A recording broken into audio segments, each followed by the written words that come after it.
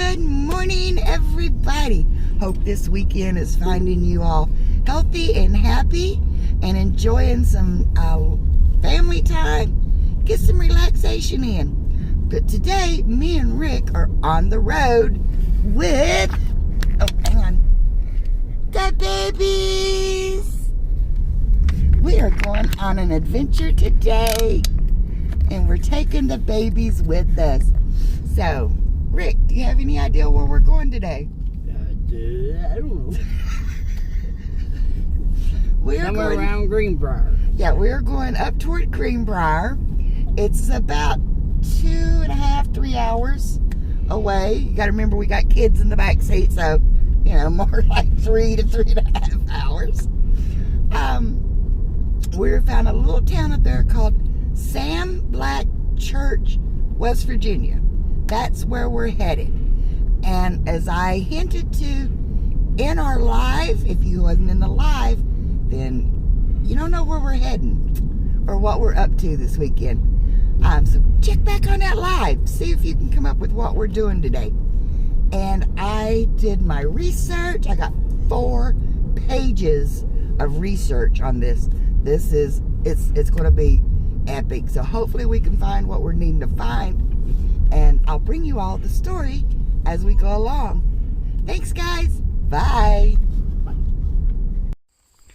Okay, guys. This is a very old cemetery.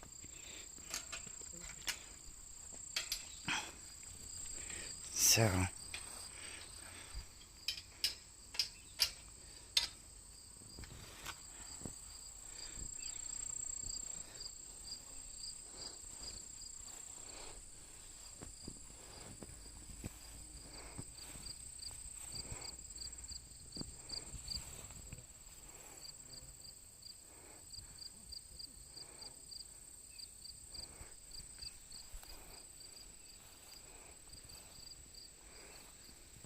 let's start this way.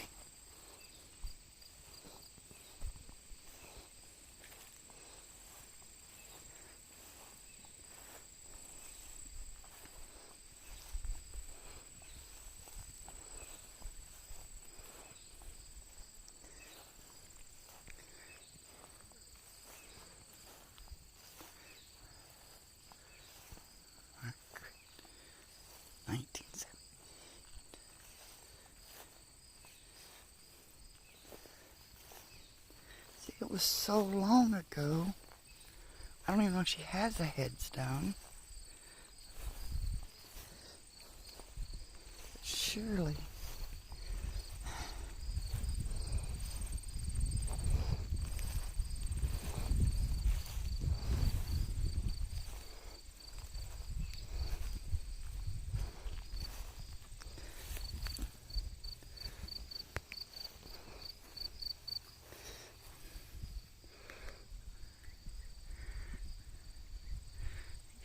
I don't think so.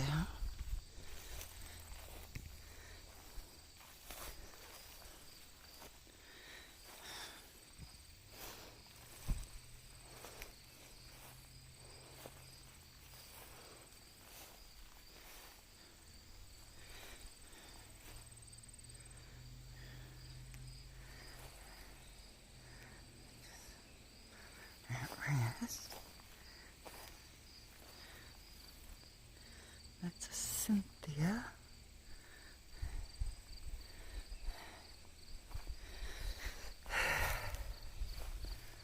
Shoe. I see a shoe up here. Let's go.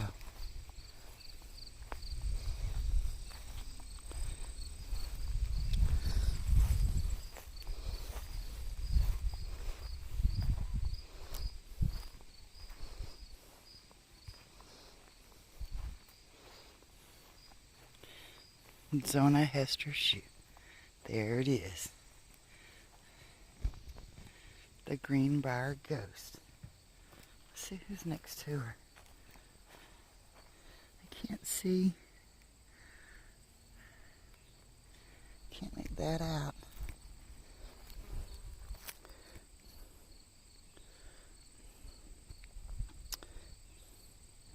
Okay.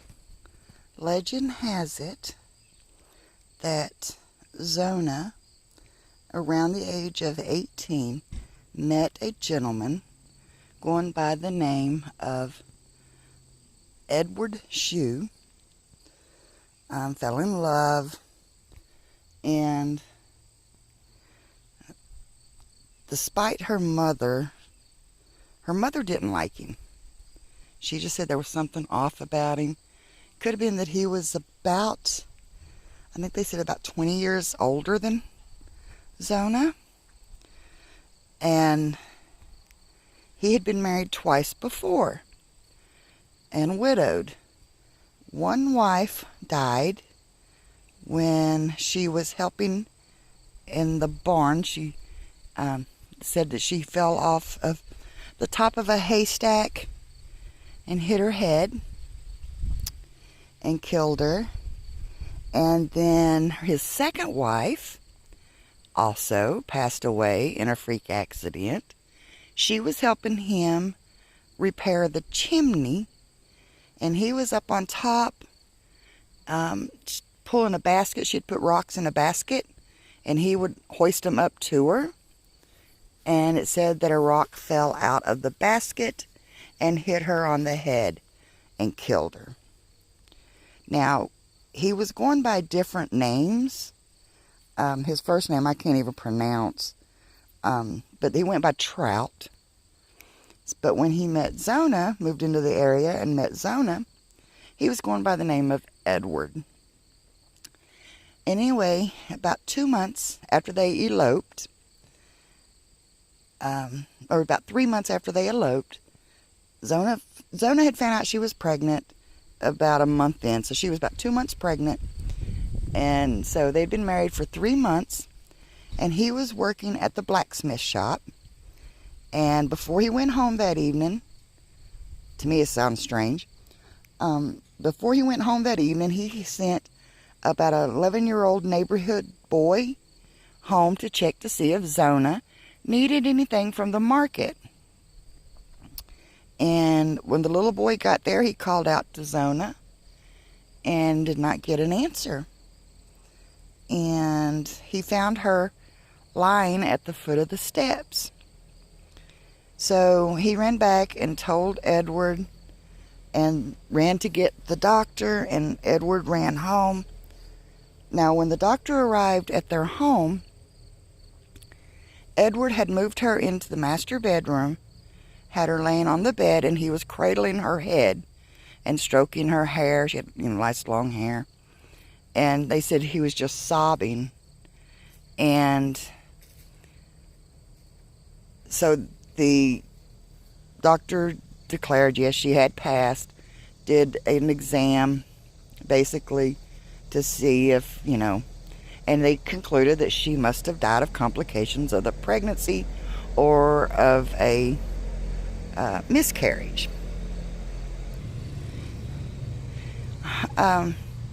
So they had arranged burial for the next day, because back then, they didn't embalm and all that stuff. At the funeral, they said he was acting really mysteriously, pacing back and forth in front of the coffin, and he had dressed her in the same dress that they had eloped in, which had a very high collar on it and everything. And strangely enough, he made a big thing about putting a scarf on her up around her neck and stuff. It didn't match anything, but he said it was her favorite. Now, witnesses later come forth and said that her head wouldn't stay in position unless it was supported. So he had like sheets and stuff supporting her head, and the scarf to help support it. So anyway, they buried Zona, and her mother, the grieving mother, which that's what I was looking to see if one of these next to her was her. They say she just totally lost it. Said people would see her up all night long. They could see candles in her bedroom window, her pacing back and forth, mumbling, muttering. Said, and when they did see her outside, she was totally disheveled, hair unkept. She just looked haggardly. I think was the way one person described it. And said she was just mumbling to herself. And then about, I think they said a month after Zona's death, the mother just like snapped out of it, got dressed up, got cleaned up, and her brother-in-law went to the prosecuting attorney. And she said, I got a story for you. You're not going to believe it, but here's my story. In that month, her mother had been praying for Zona's spirit to come and show her what happened. She did not believe that, she died of complications of this, that, or the other. And so after about a month, said Zona ended up visiting her 4 times. And on the 4th time, the mother wasn't, her name was Mary Jane.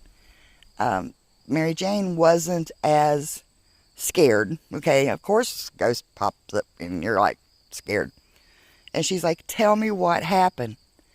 And they say that the ghost of Zona turned her head completely around backwards and walked over to her mother with her chest facing forward, her head facing backwards, her face is backwards, and said, now do you see what he did to me?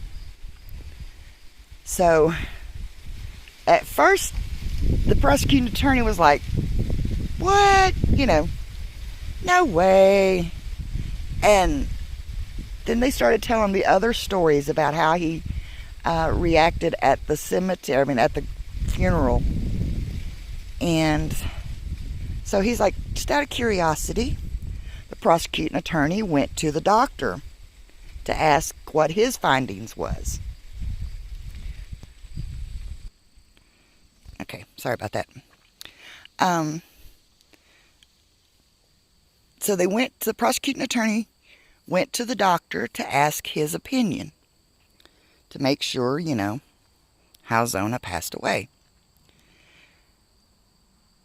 Well, the doctor said, I didn't get to do it. Thinking about it, he didn't get to do a total exam because the grieving husband was cradling her head and rocking back and forth, and he never left her side. So he just kept holding her, stroking her hair, and sobbing. So he said, I don't know if there was any marks or anything, Sorry, I got a fly that's bugging me. So the prosecuting attorney, along with the doctor's testimony and what Mary Jane had told him, ordered that Zona's body be exhumed. Now, of course, Edward was throwing a fit. Didn't want him to touch his wife's body, leave her in her resting place. He was throwing a fit, but it didn't matter. They exhumed her body. And the doctor, upon further examination, found a bruising around her neck and her arms, like defense marks, self-defense marks, and found that her neck had been broken. So it couldn't have been from the fall on the steps, because the bruising around her neck showed that somebody had choked her to death. So her death was then declared a murder. And based on Zona's own testimony to her mother, Edward was arrested and charged with the murder of Zona. Now, this was in January, so around March. In March, he went to trial, and it didn't take very long.